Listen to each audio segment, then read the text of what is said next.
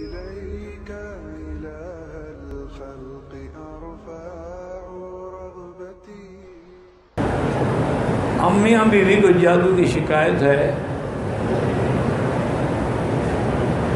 انہوں نے تعویذ کا کام، اگر تعویذ قرآن سے ہے تو اس کا پہننا جائز ہے، اگر حدیث مبارک کے کلمات ہیں ان کا پہننا بھی جائز ہے۔ وہ تعویذ جو عبرانی یا سریانی میں ہے یا صرف لکیریں ہیں ان کو نہ پہنیں۔ اور دوسری بات یہ ہے کہ سب سے بہتر علاج جو ہے جادو کا وہ یہ ہے کہ سورۃ البقرہ اپنے جوال میں ٹیلی فون میں فیڈ کر لیں اور ہیڈ فون لگا کے سنا کریں، خاوند بھی بیوی سب جادو وادو بھاگ جائیں گے۔ مرنے والے کی قبر پہ پھول ڈالنا چاہیے؟ بالکل نہیں ڈالنا چاہیے۔ ڈالنا تو کسی غریب کی قبر پہ کیوں نہیں ڈالتے ہو؟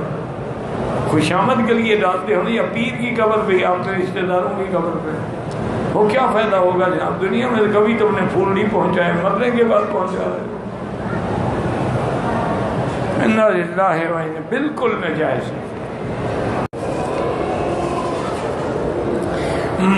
میت کو دفنانے کے بعد قبر پر اذان دینا یہ بدعت ہے۔ سرکاروں لوگ حضور کی زندگی میں فوت ہوئے، دفن ہوئے، کتنے صحابہ ہیں جن کی قبر پہ حضور خود تشریف لے گئے لیکن کبھی اذان نہ دی نہ حکم دیا۔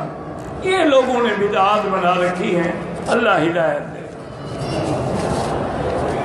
قبرستان میں جوتے نہیں پہننے چاہیے، کسی قبر پر جوتے سے نہیں چلنا چاہیے، کسی قبر پر ٹیک لگا کے نہیں بیٹھنا چاہیے، کیونکہ حضور نے فرمایا قبر والے کا بھی اسی طرح احترام کرو جیسے زندہ کا احترام ہوتا ہے۔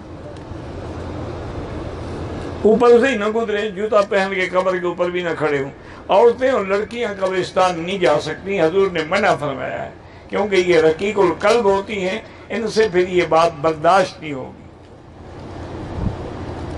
قبرستان میں مردے ہماری آوازیں سنتے ہیں، اللہ چاہتے ہیں تو سنا دیتے ہیں۔ اگر ہمیں جو حکم دیا ہے کہ کہو السلام علیکم یا دار قوم مؤمنین، تو سلام تو آخر اسی کو کیا جاتا ہے جو سنتا ہو، جو نہ سنتا ہو اس کو بھی کوئی سلام کرتا ہے؟ کبھی آپ نے دیوار سے کہا السلام علیکم یا دیوار؟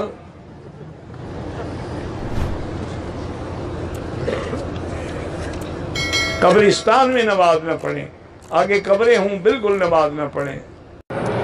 کالا دھاگا ہاتھ یا ٹانگ پاؤں میں باندھیں نظر کے لیے، یہ تو ہندو کی رسم ہے، اگر کسی کرشنا رام سے پوچھا ہو تو تمہاری مرضی، اسلام میں اس کا کوئی تعلق نہیں۔